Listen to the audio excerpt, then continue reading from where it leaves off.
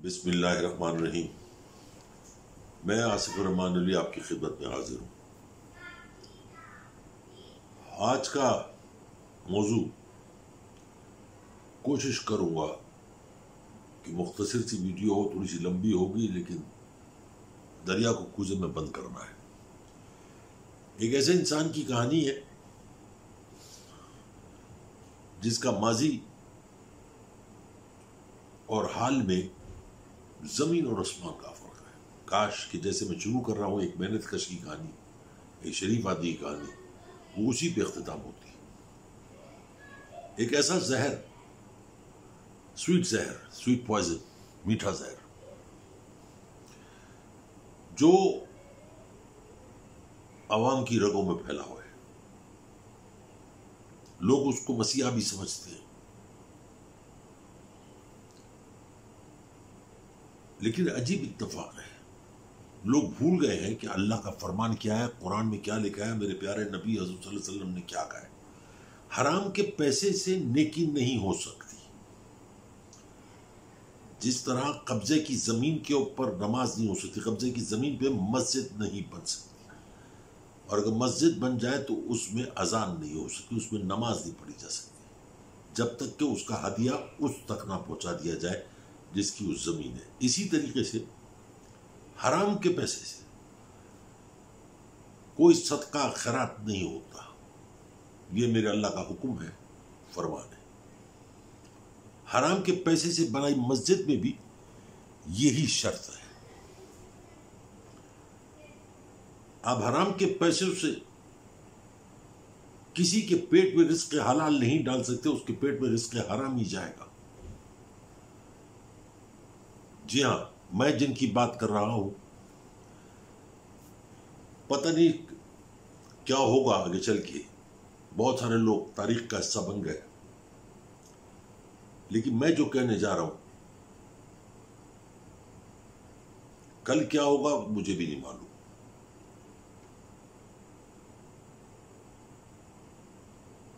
लेकिन आज मैं क्या कर रहा हूं यह मुझे मालूम है।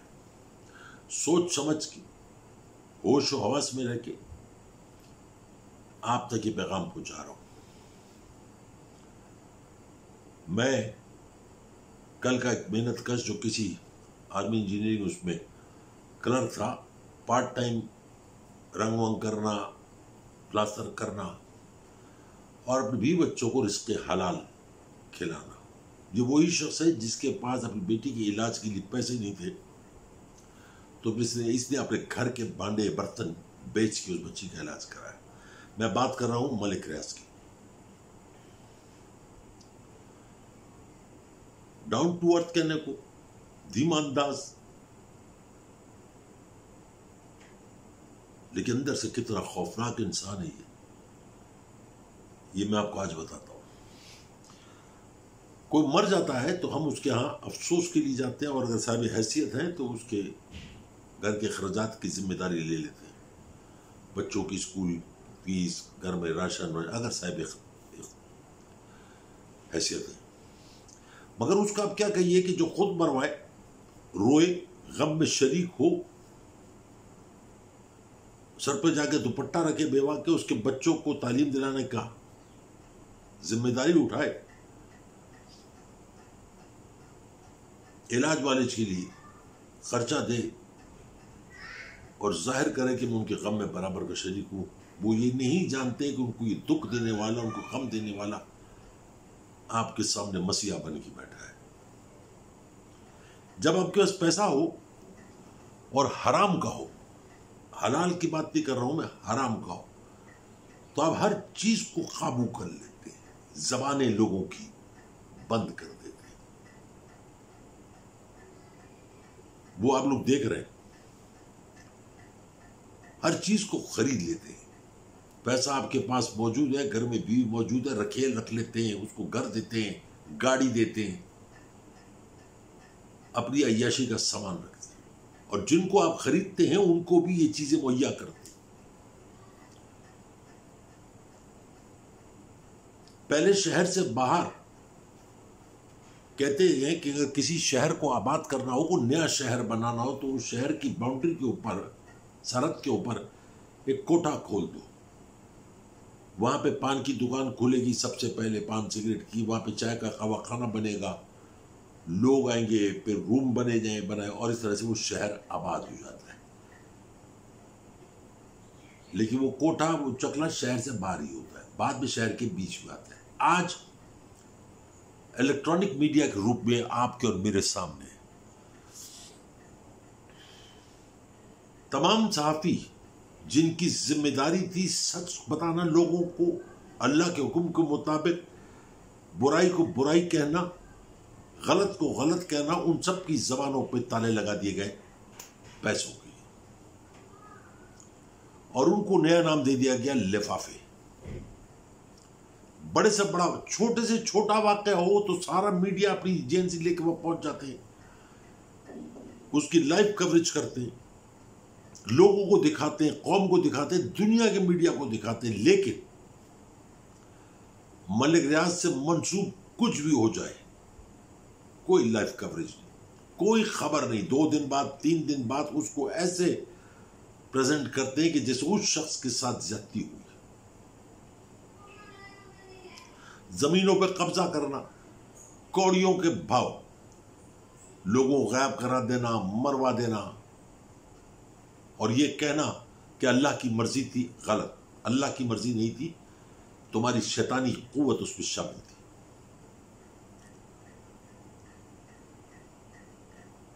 आप देखिए, जितने एंकर इस वक्त टीवी पे नजर आएंगे आपको, मैं नाम क्या लूं, सब शामिल है उसमें। कोई एक ऐसा नहीं है जो मैं कह सकूं कि इस शख्स ने आवाज उठाई। 1-2 हैं जो वो भी यूट्यूब पे आवाज बुलंद करते हैं, शोर मचाते हैं।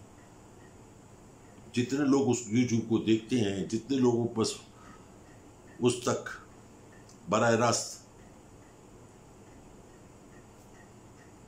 पहुंचने की वो है सलाहियत, वो देख लेता है। फिर बहुत एडवर्टाइजमेंट होती है, लोगों तक बात पहुंचती है और लोग हैरान होते हैं। यही बैरिया किसी जमाने में बैंकों से फॉर्म मिलते थे मुफ्त में, फिर 500 रुपए के हुए, लाइन लगती थी लोगों की, सुबह फजर के में जाके लाइन लग जाती थी और बैंक की टाइम तक लाइन लगी रहती थी। फिर वो 50-50 हजार रुपए में, 16 हजार से शुरू होते थे और 50-50 हजार रुपए में फॉर्म बिकते थे। एशिया की सबसे बड़ी मस्जिद, लंगर खाने, लोगों को खाना खिलाया जा रहा है, हराम खिलाया जा रहा है। मेरे खिलाफ लोग बोलेंगे जरूर कि मैं किसी शख्स की नेकी, लेकिन बात यह है कि सब हराम के पैसों से नेकी जायज नहीं। दूध के एक गिलास में एक बूंद शराब डाल देने से, एक बूंद पेशाब की डाल देने से दूध पाक नहीं रहेगा, पानी भी पाक नहीं रहेगा। कोई एक मिसाल हो तो मैं दूंगा, मलिक रियाज के इतने सारे कारनामे हैं कि तस्बीह के दाने भी गिर जाएंगे, खत्म हो जाएंगे, लेकिन उसके कारनामे नहीं खत्म हो गए।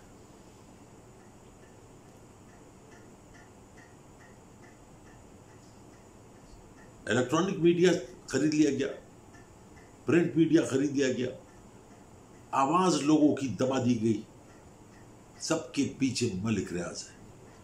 कराची शहर में अदालत के हुक्म के मुताबिक 6 मंजिला से ज्यादा इमारत नहीं बन सकती, लेकिन मलिक रियाज को 27 मंजिला बनाने की इजाजत होती है।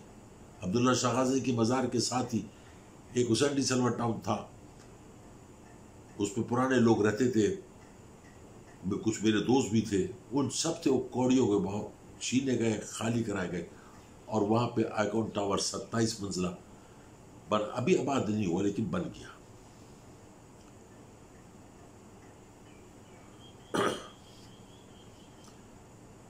पिंडी से शुरू हुआ, इस्लामाबाद, पिंडी से बैरिया टाउन, लाहौर, कराची, मुल्तान, गुजरावाला, हर जगह मलिक रियाज ने अपने पंजे गाड़ दिए। सबसे बड़ी हैरानगी होती है मुझे कि मीडिया की आवाज को बंद कर देना, क्योंकि उनका ईमान है कि हमको रिस्क जो देता है वो मलिक रियाज देता है। और ये बात मैं नहीं कह रहा हूं, ये सोहेल वाड़ाइच ने कही है बात, जो अपने आप को बड़ा खानदानी पढ़ा लिखा, किताबें लिखता है, मगर अंदर से मुर्दार इंसान है, जमीर मुर्दा है। इतना हराम अंदर घुस चुका है कि अब मुंह से बाहर आता है। आप किसी भी एंकर को उठा के देख लीजिए, एक एंकर है जो जगह जगह स्ट्रिंग ऑपरेशन करता है, अपनी जिंदगी खतरे में डालता है, उसका भी बाप यही है, इकरार और हसन का, वसीम बदावी का, काशिफ अब्बासी का, सना बुच्चा का, आसमा शराजी का, हामिद मीर का। एक शख्स का तो एक बाप होता है ना जिसका वो वल्दियत में लिखा जाता है, मगर ये कितने लोगों का बाप है, नाजायज बाप।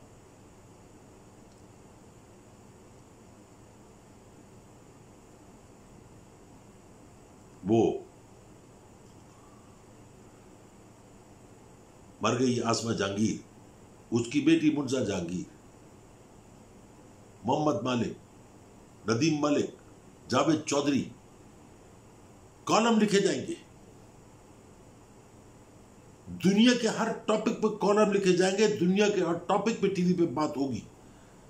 नहीं होगी तो मलिक रियाज के बारे में बात नहीं होगी।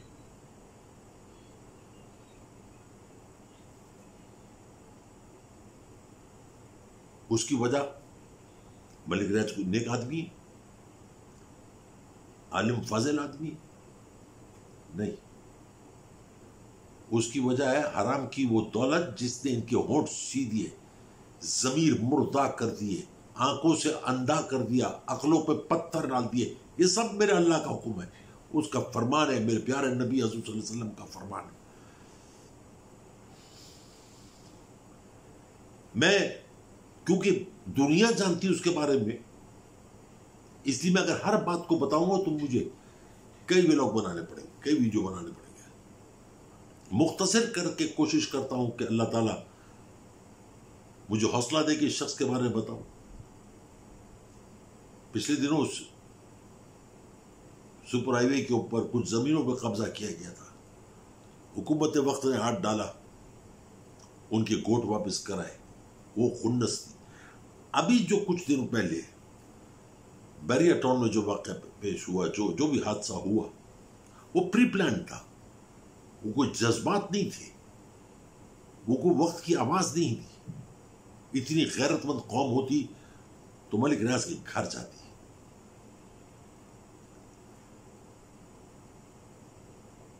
वो सारे के सारे लोग लाए गए, कौम परस्त लोग, हुकूमत सिंध लेकर आई। लोगों ने मुझसे कहा, 2-4 दिन से मेरी इस बात पे बात हो रही थी, लोगों ने कहा कि जनाब जरदारी ने उसको सबक सिखाया है। कैसा सबक है यार ये? मलिक रियाज का को क्या सबक दिया है? जो वहां के मकीन थे, जिनकी इन्वेस्टमेंट थी, उनको सबक सिखाया गया और हुकूमत वक्त को बताया गया कि हम तुम्हारी फॉरेन रेमिटेंस कैसे रोक सकते हैं। जो गैर मुल्की बाहर हैं, पाकिस्तानी जो बाहर मेहनत करके यहां पैसा भेजना चाहते हैं, इन्वेस्टमेंट करना चाहते हैं, उनको डराया गया, उनको समझाया गया कि अगर तुम यहां पैसा भेजोगे या इन्वेस्टमेंट करोगे तो तुम्हारा पैसा डूब जाएगा, इनका बाप भी नहीं डुबो सकता। और उसमें सिंध की हुकूमत, आसिफ अली जरदारी, उसका आधा अधूरा बेटा, ये सारे के सारे मुलव्विस थे। ये ज्वाइंट वेंचर था, मिली भगत थी मलिक रियाज की और आसिफ अली जरदारी की। हुकूमत के वक्त को भी वार्निंग दी गई, अदलिया के मुंह पर तमाचा मारा गया, एजेंसियों को बताया गया, अफवाज पाकिस्तान को भी कहा गया।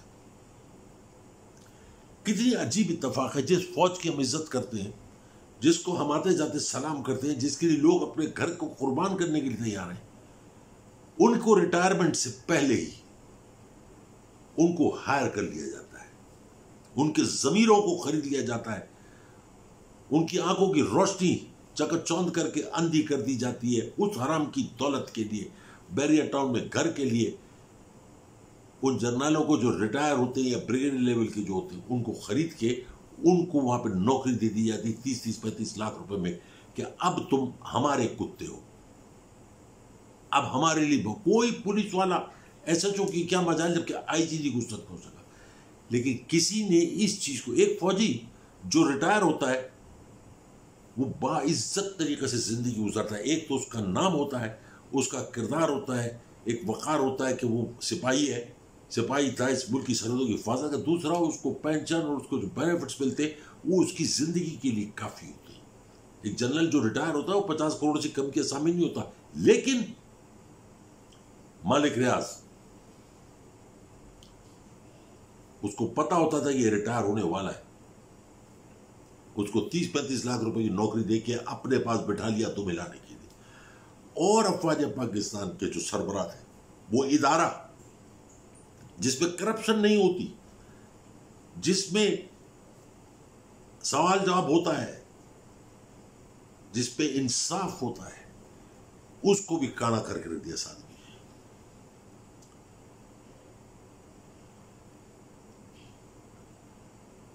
मैं सोचता हूं क्या मेरे मुल्क का सिपाही इस हद तक गिर सकता है जिस हद तक इस शख्स ने गिरा के उनको जमीन पर लिटा दिया।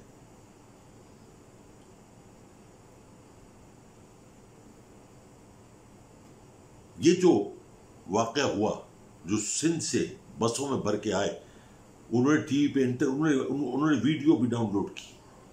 उन्होंने महाजर को, जिसको मक्कड़ कहते हैं, ये जो भुट्टो साहब ने नाम रखा था, भुट्टो मनहूस ने जो मर गया, उसने नाम रखा था महाजरों का, जिसने सिंध से महाजरों को भगाया, उर्दू स्पीकिंग को, उसने मक्कड़ कहा इनको।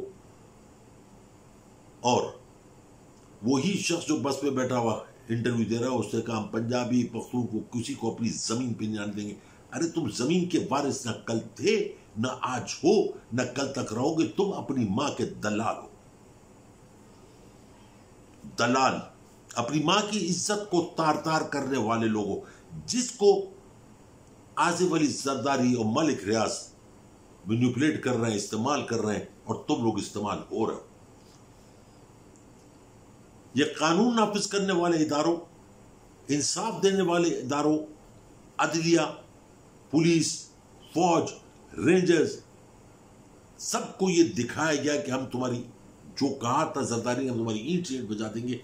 उस दिन दिखाया कैसे बजा देंगे। सिंधु देश के झंडे उनके हाथ में, और उनको ये कहा गया था कि किसी बंदे को नहीं मारना, किसी को चोट ना लगे, अमलाक को जितना नुकसान पहुंचा सकते हो पहुंचा दो। हमने खौफ पैदा करना है और सिंधु देश की बुनियाद रखनी है। इन्ना लिल्लाहि व इन्ना इलैहि राजिऊन। मैं अपनी बात तो नहीं करता, मेरे जैसे बूढ़े आज हैं कल नहीं होंगे, लेकिन मुझे यकीन है मेरे कौम के बच्चे जो जवान हो रहे हैं, तुम उन तक नहीं पहुंच सकते।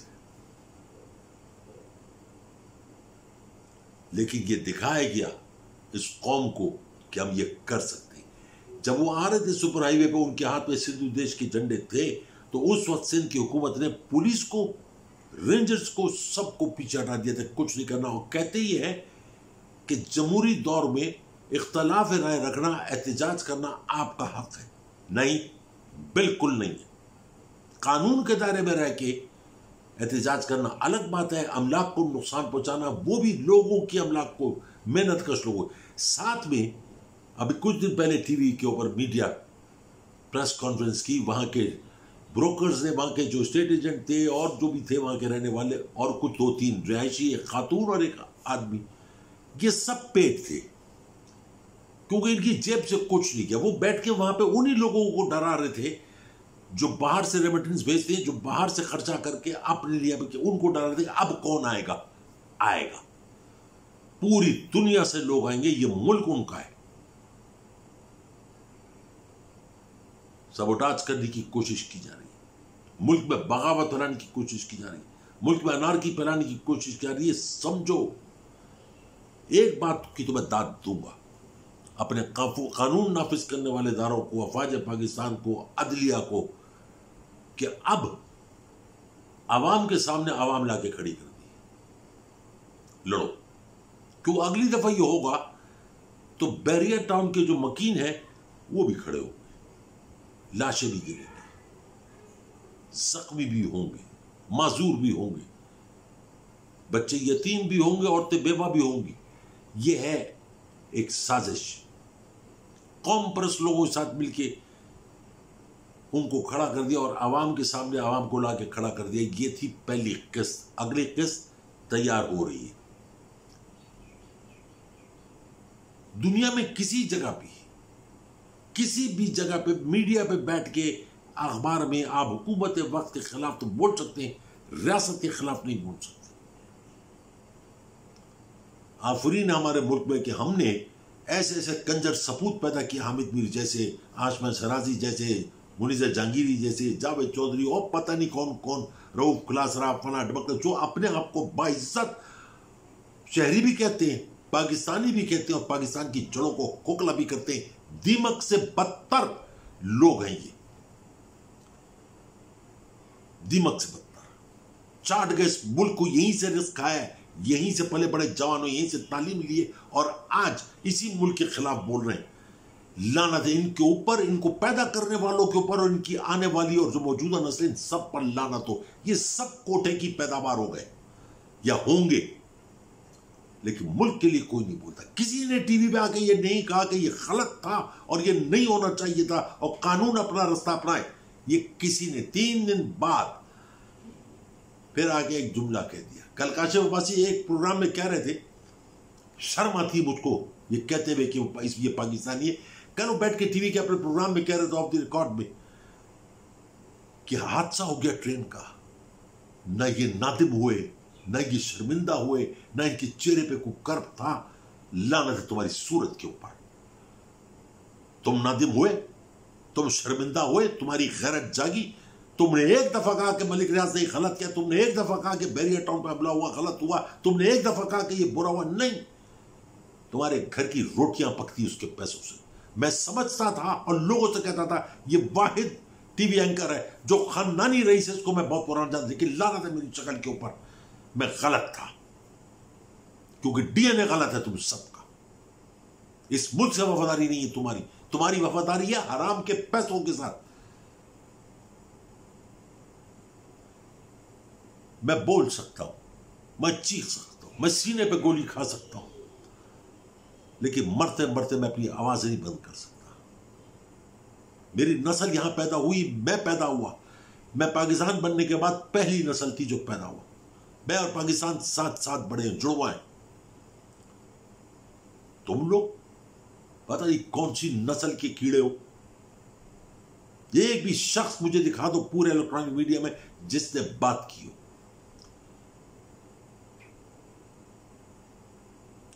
मेरे तकलीफ होती है, मेरे दिल में दुखता है मेरा दिल कि कोई शख्स ऐसा नहीं है, आने वाले वक्त को नहीं पहचानता कि क्या होने वाला है। एक तरफ कोशिश की जा रही है कि मुल्क जो है फेटअप से, ब्लैक लिस्ट से बाहर आए, मुल्क का कर्जा उतरे, मगर ये सारे मुनाफिक, ये अंदाजा कीजिए कि जो टीवी के एंकर हैं अपने साथ बेगैरत चोरों को बिठा के, इनको शर्म नहीं आती, इनको बिल्कुल नदामत नहीं होती कि जिनको हम बिठाए हुए हमने अपने साथ, ये सारे गद्दार वतन है, ये बेगैरत हैं, ये चोर हैं, ये डाकू हैं, मगर उनको सर के बात करने में इनकी इज्जत में इजाफा होता है। मेरी दुआ है कि अल्लाह ताला इनकी औलादें, सारी की सारी औलादें, चाहे वो बेटी हो या बेटा हो, वो इनकी जैसे उठे, इन्हीं जैसी, जिनको ये अपने साथ बिठा के, तलाल चौधरी जैसे लोगों को बिठा के, मुर्तजा बाब जैसे लोगों को बिठा के, या अल्लाह इनकी औलादें इन्हीं के नक्शो कदम पे चला, या अल्लाह वो खुद भी खाएं और इनको भी खिलाएं। कैसा जमाना आ गया है। कोशिश की है मैंने कि मुख्तसर करूं, अपना पैगाम लोगों तक पहुंचाऊं। जिंदगी और मौत अल्लाह के हाथ में, आज है कल नहीं होंगे, लेकिन पैगाम पहुंचाना, बोलना, गलत को गलत कहना, यह हर शख्स का फर्ज है। यह है पहला जहाद। अपने घर से, अपनी जबान से तलवार उठा लेना ये कोई कमाल नहीं है। कलम से मारो, जबान से मारो, बुरा को बुरा कहो, गलत को गलत कहो। मेरे बैरिया टाउन इस्लामाबाद में मलिक रियाज का बेटा रेस कराता था, जुआ कराता था, सबको पता है। उस रेस के अंदर उसके हाथों वो 2 लोग, 2 जवान बच्चे कुचले गए, मारे गए, कुछ नहीं हुआ क्योंकि वो मलिक रियाज का सपूत था। बैरिया टाउन लाहौर में एक अदाकारा उज़मा के घर पे तोड़फोड़ की मलिक रियाज की बेटी ने आके उसको मारा, सब कुछ हुआ। कुछ जब वो दोनों लड़कियां प्रेस कॉन्फ्रेंस करने के लिए बैठी तो ये सारे चकले के लिफाफे वहां मौजूद थे और उसको बोलने नहीं दिया और शोर मचा के उसकी प्रेस कॉन्फ्रेंस को, उसकी आवाज को दबा दिया। किस किस की आवाज को दबाओगे? कब तक दबाओगे? अब तुम्हारा भी वक्त आ गया। कलमा तुमको नसीब नहीं होना, क्योंकि अंदर इतना हराम घुस चुका है कि वो ही पकड़ लेगा कलमे को कि जा कहां रहे हो।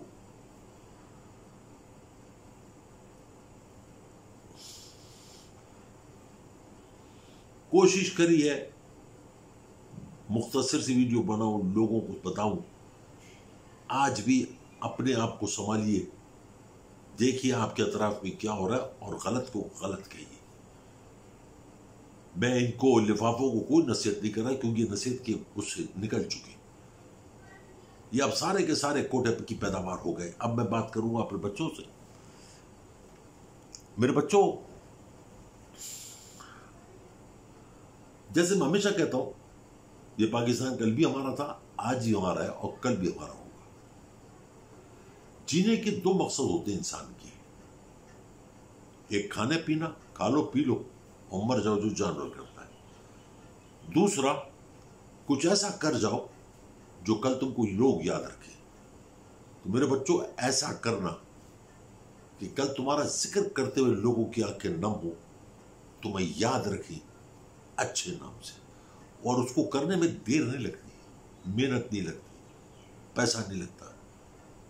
यहां से सोचना और यहां की आवाज, तो वो काम कर लोगे। और मुझे पता है कि तुम लोग, you can make the difference, you can change the world and Pakistan in safe hands, because you people are the responsible for Pakistan.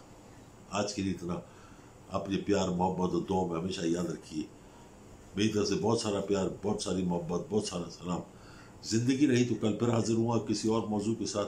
अस्सलाम वालेकुम व रहमतुल्लाहि व बरकातुहू।